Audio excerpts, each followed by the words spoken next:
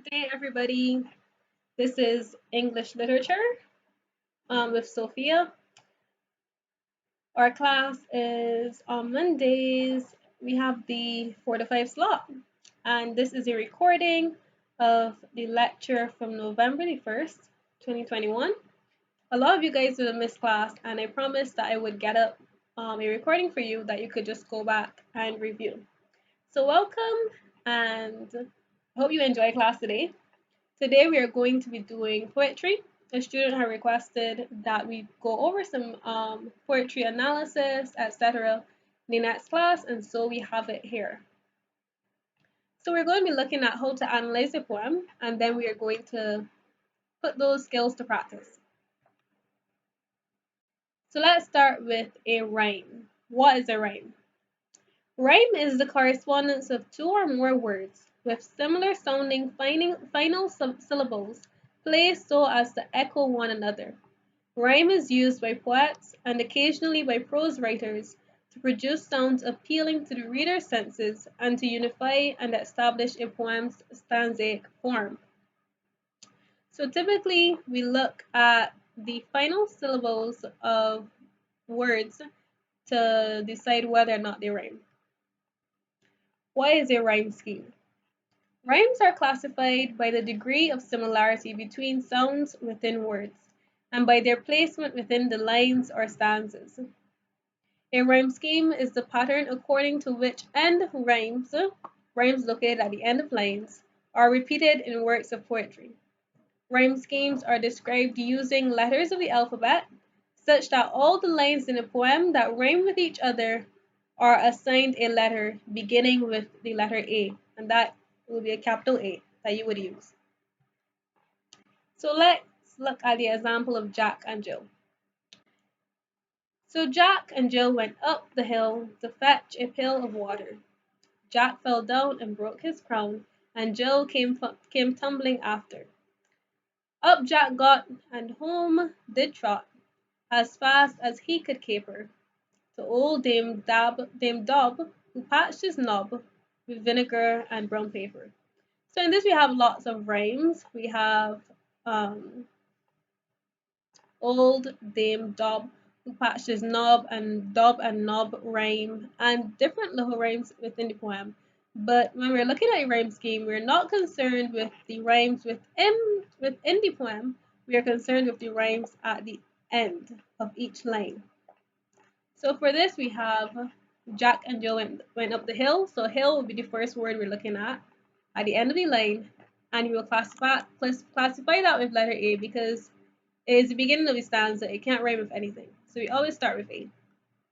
Next, water. Water doesn't rhyme with hill. So we use another letter coming down alphabetically. So we use B. Crown doesn't rhyme with hill or water. So we use another letter indicator. We use C. After rhymes with water is a slant rhyme. And we're going to do those a little later on in this lecture. But it is not a typical rhyme, but is considered a rhyme nevertheless. So water after, we would classify in the same category B. Coming down, we have trot. Trot doesn't rhyme with hill, water, crown, or after.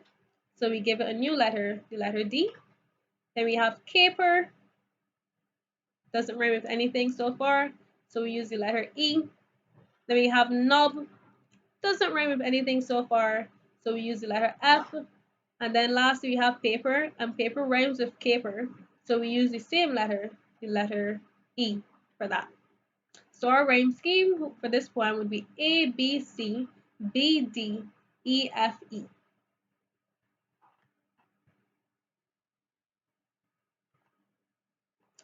Types of rhymes. So the first type we have is the I rhyme. The I rhyme rhymes only when spelled, not when pronounced. So for example, we have when life seems also rough, with faith you will get through. And these words rough and through do not rhyme at all. However, when you spell them out, they look similar. Next we have end rhyme. The end rhyme is the most common type, is the rhyming of the final syllables of a line. So we have this poem, Midstairs by Virginia Hamilton Adair. And here on this turning of the stair between passion and doubt, I pause and say a double prayer, and so they cancel out. And we have the typical rhyme. We have stare and prayer, doubt and out. Types of rhymes continued. So next we have the identical rhyme. The identical rhyme employs the same word identically in sound and in sense twice in rhyming positions. So we have, for example, I go along the tiny path, my childhood lives in this path. And you can make a note of this one because when we go through the poem that is on your syllabus, on CSC syllabus a little later on, we have an identical rhyme. So you can just keep an eye out for that. But it's just using the same word. It is, not a typical rhyme, but it serves its purpose. And we'll see that later on. Next, we have the internal rhyme. Internal rhyme is rhyme within a single line of verse. When a word from the middle of the line is rhymed with a word at the end of the line. For example, I had a cat who wore a hat. I saw a mouse go in the house. That would be an internal rhyme. We had some of those earlier also in the poem Jack and Jill. The next one we have is a slant rhyme. Slant rhyme is often also called by the names half rhyme or imperfect rhyme because, unlike more conventional uses of rhyme, the sounds shared by the two words are not identical. Example from Jack and Jill. To fetch a till of water, and Jill came tumbling after. So the words water and after would be slant rhymes. They aren't identical, but they're imperfect rhymes. The next example we have is I have met them at close of day, come with vivid faces from counter or desk among grey 18th century houses.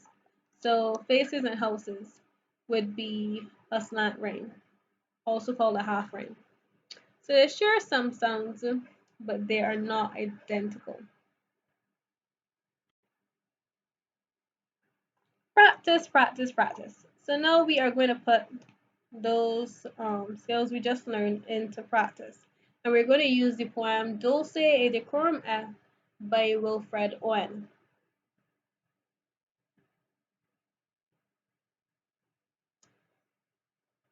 Bent double like old beggars under sacks, knock-kneed, coughing like hikes, we cursed through sludge, till on the haunting flares we turned our backs, and towards our distant rest began to trudge. Men marched asleep. Many had lost their boots, but limped on, bloodshot. All went lame, all blind, drunk with fatigue, deaf even to the hoots of tired, outstripped 5 9s that dropped behind.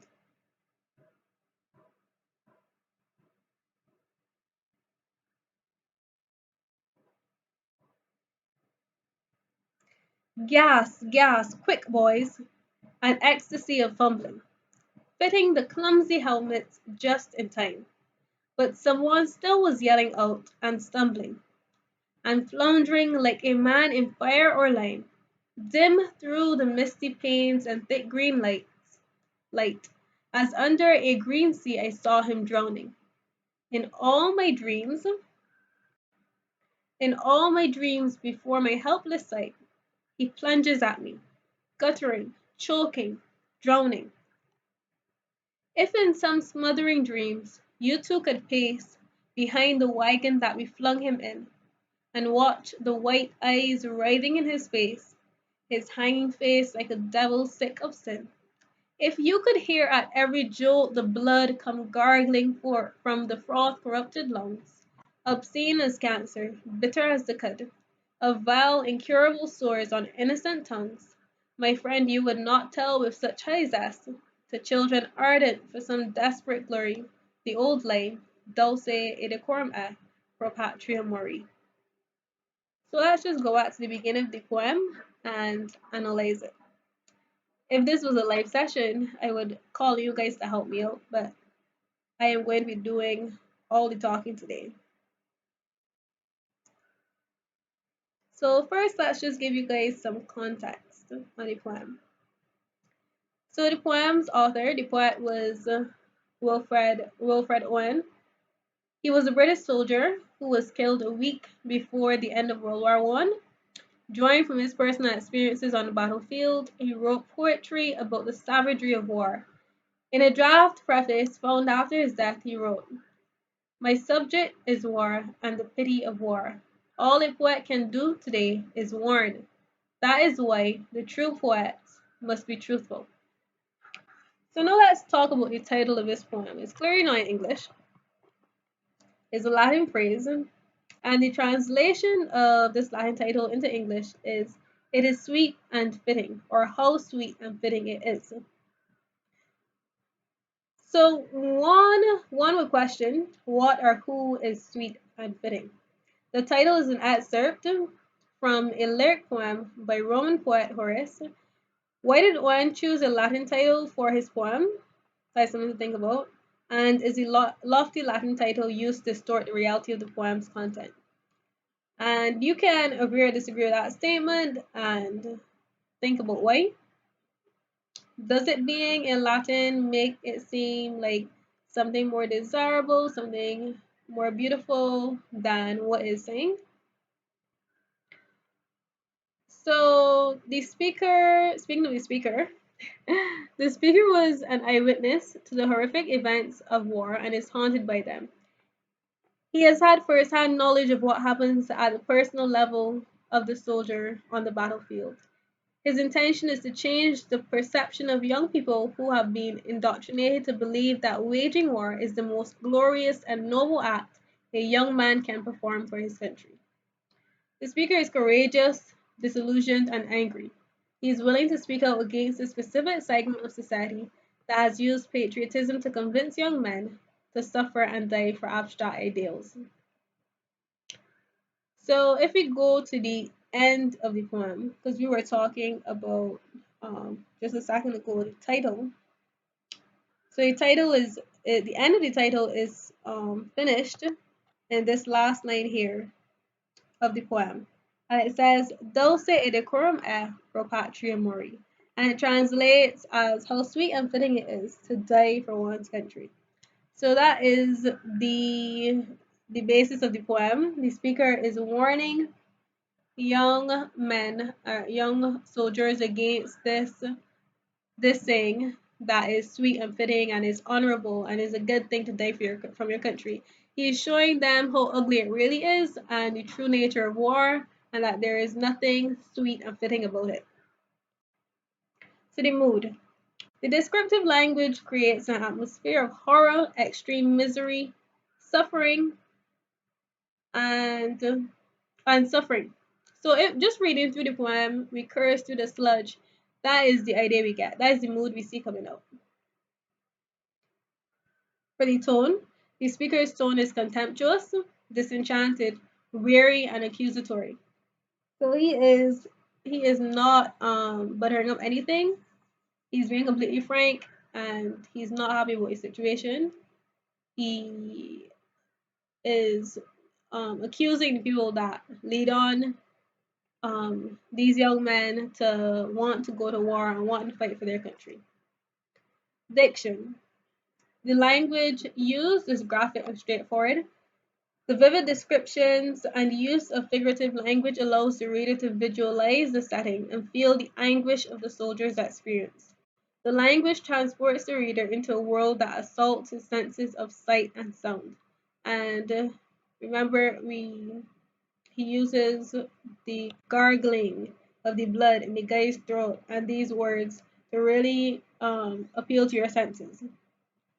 The theme of the poem disavows the belief that fighting on the battlefield is the highest form of service to one's country. It highlights the horrors of war and shows that patriotism is used by some to seduce youth into becoming soldiers. So now we are going to analyzing the actual content of the poem. So let's just start with the first stanza.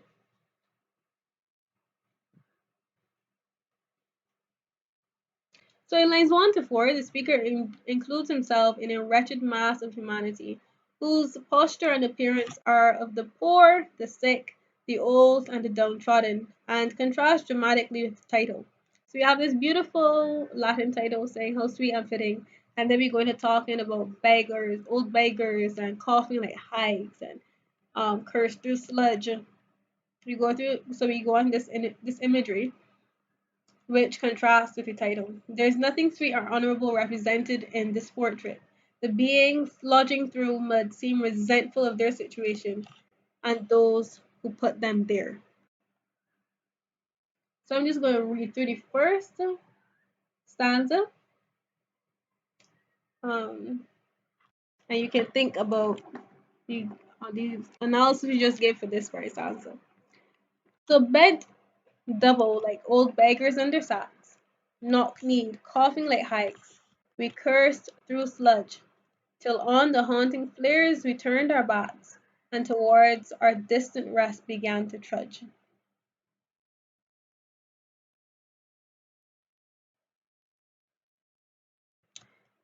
So, a small analysis for this, line 3. In line 3, as the men retreat from the battlefield, the sky is illuminated by bursts of light that make it impossible for their enemy to see them and cause more casualties. They must undertake a long trek before they can find a place of safety to rest. So it said, till on the haunting flares we turned our backs, and towards our distant rest began to trudge. The men marched asleep. Many had lost their boots, but limped on, bloodshot. All went lame, all blind, drunk with fatigue, deaf even to the hoots of gas shells dropping softly behind. So line 5 describes the awful state of the men. They are like automatons as they marched asleep. Many soldiers are without shoes and their feet are bloody. They are injured and appear blind and deaf to what is going on around them. They are extremely tired and give the appearance of being drunk. The men are so desensitized that the sound of gas bombs whizzing in the air and landing behind them does not rouse them from their battle-induced stupor. Moving on to the second stanza. Gas, gas, quick boys, an ecstasy of fumbling, fitting the clumsy helmets just in time. But someone still was yelling out and stumbling and floundering like a man in fire or lime, dim through the misty panes and thick green light, as under a great sea I saw him drowning. In the second stanza, one of the gas bombs lands close to the soldiers. Someone yells, and the men come alive in an effort to save themselves from asphyxiation. The words fumbling, clumsy, stumbling, yelling, and floundering reinforce the image of the soldiers not being fully alert in the midst of the chaos, and highlight their slow, uncoordinated reaction to the imminent danger.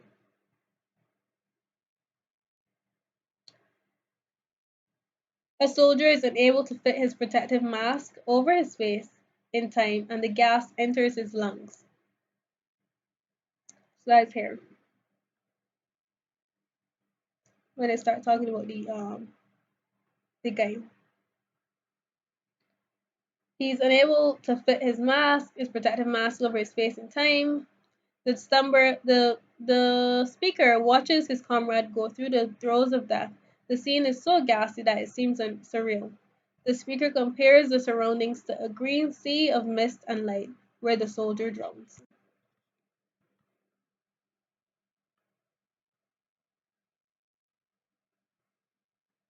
In all my dreams before my helpless sight, he plunges at me, guttering, choking, drowning.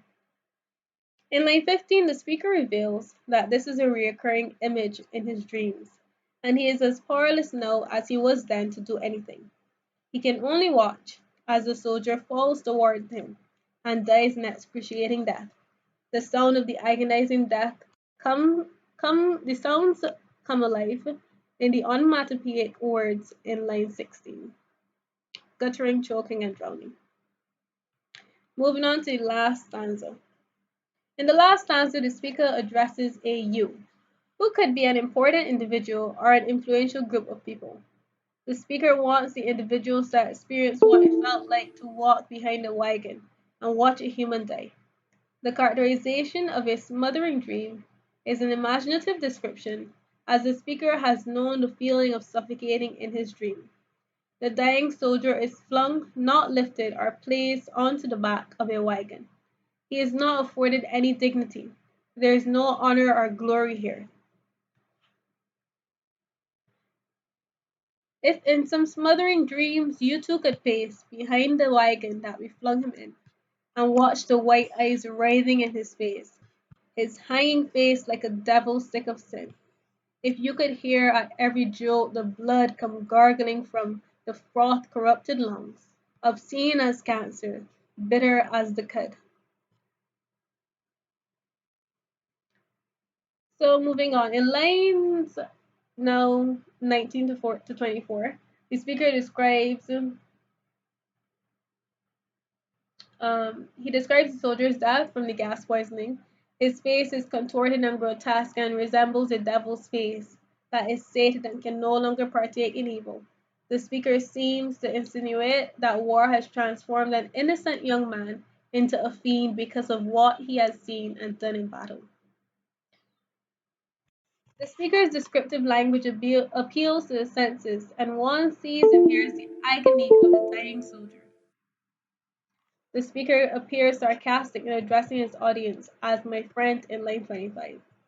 So he says, if you had seen this guy, if you had seen how we flung him in the back, if you had seen his suffering, and what war had done to him, then, my friend, you would not tell with such high zest to children ardent for some desperate glory the old lie, dulce et decorum est pro patria mori. So he's kind of sarcastic in addressing his audience as my friend, because he's clearly these are people that he isn't very pleased with. His disdain is apparent. He contends that if those in authority could witness firsthand the dreadful suffering of dying soldiers, they would stop spreading the old lie. This lie is enshrined in the poem's title and in the last line of the poem. How sweet and fitting it is to die for one's country. So that is just an overview and analysis of the poem. We're now going to look at the rhyme of the poem and analyze that, which will not take us very long. So if you just look at the last words in each line throughout the poem, and then we can figure out what this rhyme scheme would be. So the first one we have here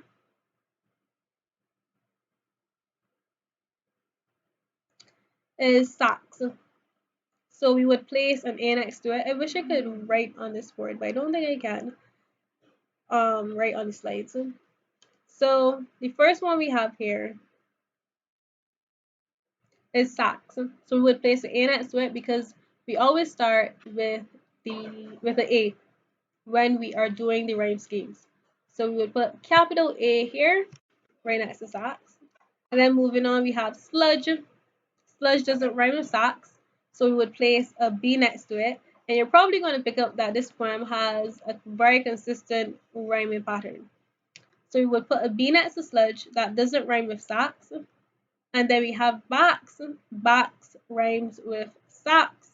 And so we would use the same letter indicator, which was A. So we would place an A next to bax. Then we have trudge. Trudge rhymes with sludge. So we would place a B there. And then we have boots. Boots doesn't rhyme with anything we've seen so far, so we would place another letter coming down alphabetically. We have C. Then we have blind. Blind doesn't rhyme with anything so far, so we would put D. Then beneath that, we have hoots. Hoots rhymes with boots, so we would put C.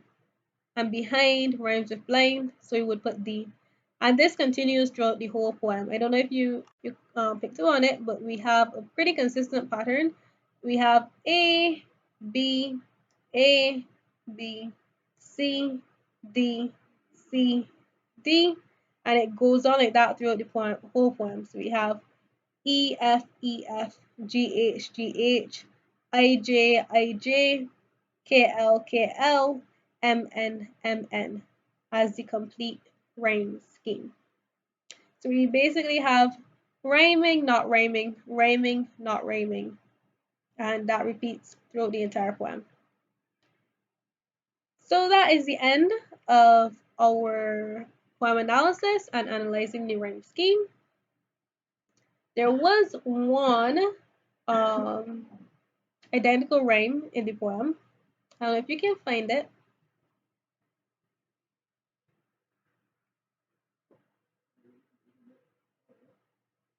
Oops. Just take a moment and look and see if you can find the identical rhyme.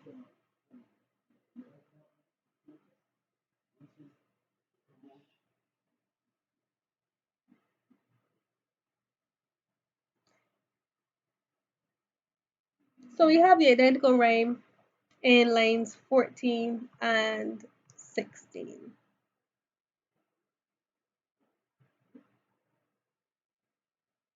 Just get back to it. I think I passed it. Here we go.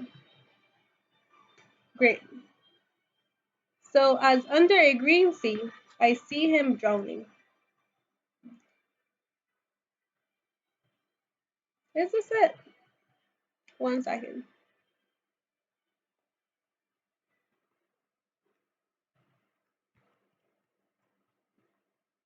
Yes. As under a green sea, I saw him drowning.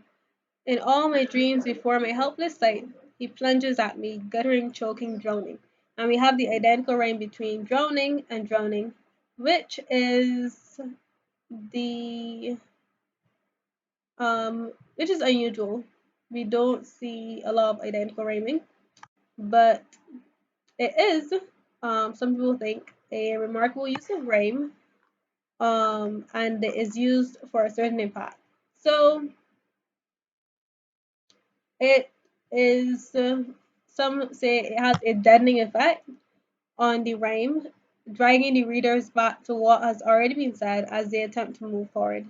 This in turn echoes the way that the image of the dying soldier endlessly repeats in the speaker's dream.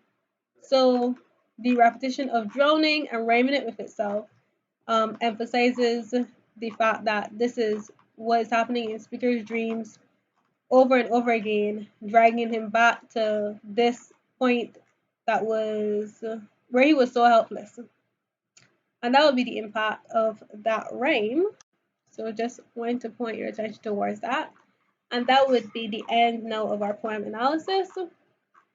Thank you, and I will see you next week.